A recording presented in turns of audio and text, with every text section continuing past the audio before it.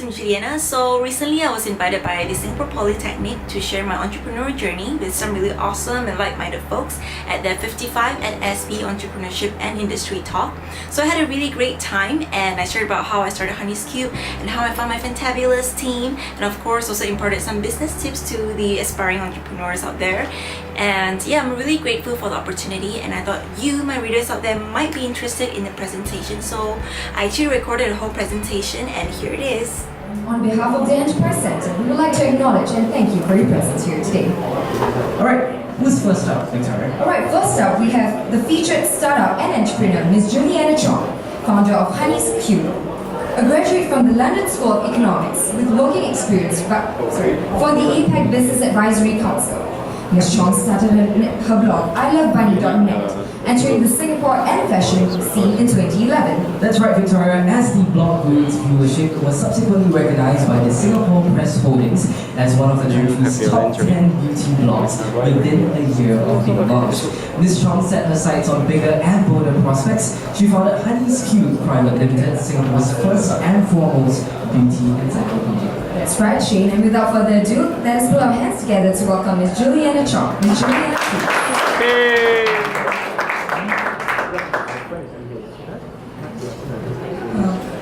Hello everyone, thank you so much for being here today. So my name is Juliana, and I'm the founder of honeyzcube.com, and today I'm going to share with you my story. So since you're all here today, I suppose you must have some kind of interest or ambition to want to dabble in the world of business, or even better, to carve your own career path. But I was just wondering, so when did this thought strike you? Hello, pretty lady. Since you're here, right in front of me, I was just wondering, so when did you realize that you were doing business? What's your name first? My name is just cross your when I realized today's my last day of my job, so I realized today. Hey, congratulations! What about your friend?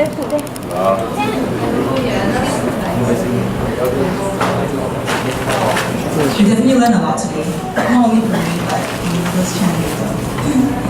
Okay, so for me, my story is a little bit different. I didn't find out today, but instead, well, you guys know that before this, I was working alongside top CEOs during my stint in APAC Business Advisory Council, and I was also working in a pretty unstable property market a few years ago. And I also started an online store, what they call a blog shop today. A few years ago, but even though I was doing all these things, in business, I was doing jobs that were related to business and management, but I still didn't know that I wanted to be an entrepreneur. And even though I made all these choices, all these little choices that I made, I never realized that I wanted to be an entrepreneur, and slowly came in on the path of being an entrepreneur. So it's only a few years ago when I watched this movie, and it's called The Social Network. I'm pretty sure you guys know what it's about, right? You know what it's about, right? So I was watching the movie, and there was this line that struck me. Oops, you're not supposed to see that. See? What happened to it? Okay, so there was this line. It was what was the latest preneur? And it was delivered by Dakota Johnson's character when she realized that Sean Parker, the Napster's founder, was in her room one morning. But I know the scene was really memorable, but it was that question that lingered in my head for the longest time.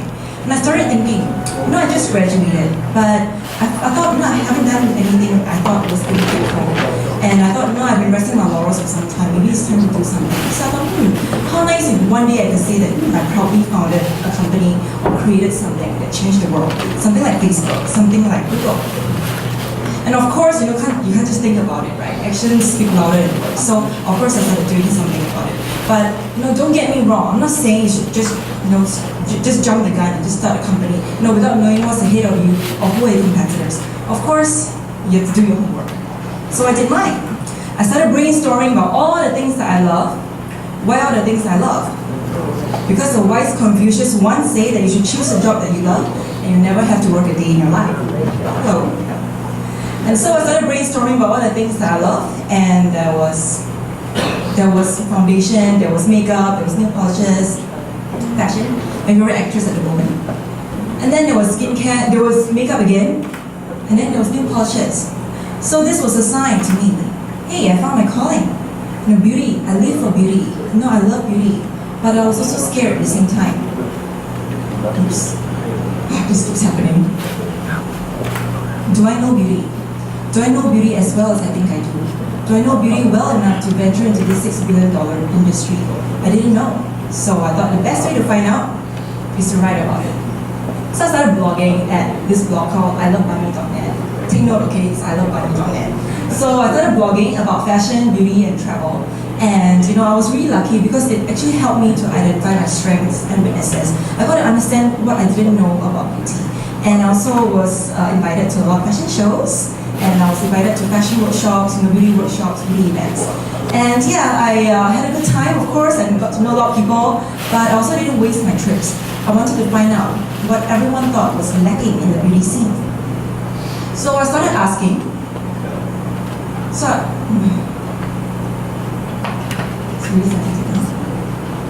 So I started asking everyone what they thought was lacking in the beauty scene. And the common problem that was raised was there was no common platform for beauty lovers to convene, network, and share the beauty stories. And there was also no one source out there to tell people what's out there, what beauty products are there, which I think is a pity because every year we have more than 40,000 products being introduced into the market and no one knows that they exist. So I thought, I can help to fill that gap. So I had my light bulb moment, and also because I started evaluating myself.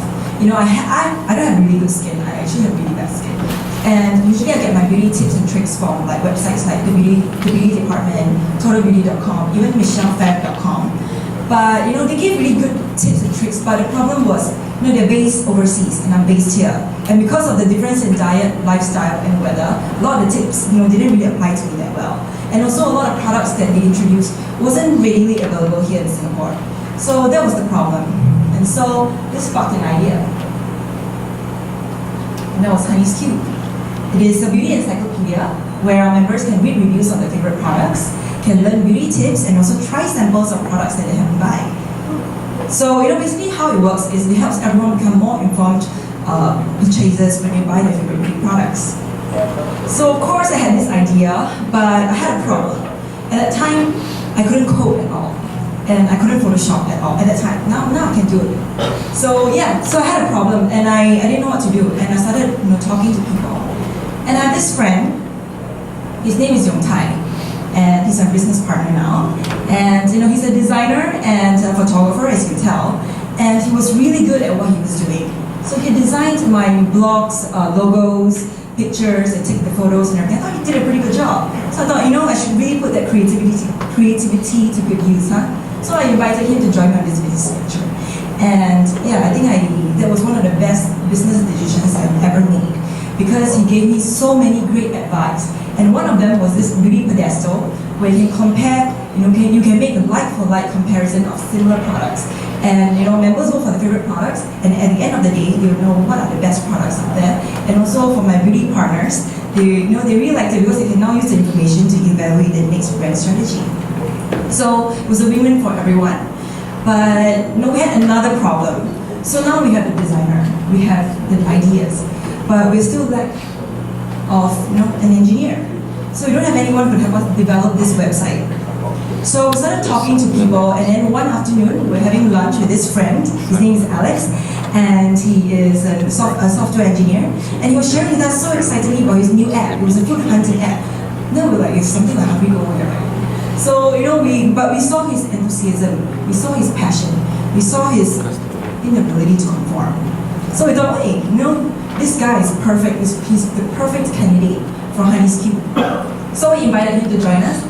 We were so happy that he agreed. So here we are, and we started HoneyzCube.com, the ultimate beauty encyclopedia. But I must say that it hasn't been a really smooth sailing journey. In fact, there are a lot of ups and downs, and in the beginning, it actually got a little mundane because every day we're just improving features and just sending out emails, sending out EDMs, telling people about business. But one thing kept us going, one goal, one vision, and that was to make this beauty world a better place. Yeah. So three of us, we trusted each other's judgment. We trusted each other's beliefs, trusted each other's abilities. And then, when there are problems, we identify it together. We solve the problems together. We bite the bullet and keep it going. And then, of course, we also have our brand partners to thank. We have Jackie Birchall, some local and foreign brands who has been supporting us from the get-go. We have SK2, we have LGH, and they really saw the potential in us right from the beginning. So we're really grateful. And of course, as I said, it's going to be a really tough journey. But I believe that every single one of you in this room today will be able to make it. Just as long as you believe in yourself, you're guided by a good vision. Trust me, this good vision is going to lead you somewhere so far. One day, this vision is going to shape your brand ethos. It's going to shape the way you guys work together. And eventually it's going to bring in the customers for you. And it's going to give you the money that's help you sustain the business. As I said earlier, it is tough, but a lot of people has made it. There's Mark Zuckerberg, there's Sergey Brin, there is the Larry Page, and then the Draw Something app creator, Charles Foreman, and of course also our lead speaker, Nicholas Chan. We all made it, so it's not difficult. And then, I just want to say, so today I can proudly say that I founded Honeyz Cube, the ultimate beauty encyclopedia, and every woman's beauty Bible. So finally, before I end this presentation, I'd like to ask you this question. So, what was the latest entrepreneur? Thank you.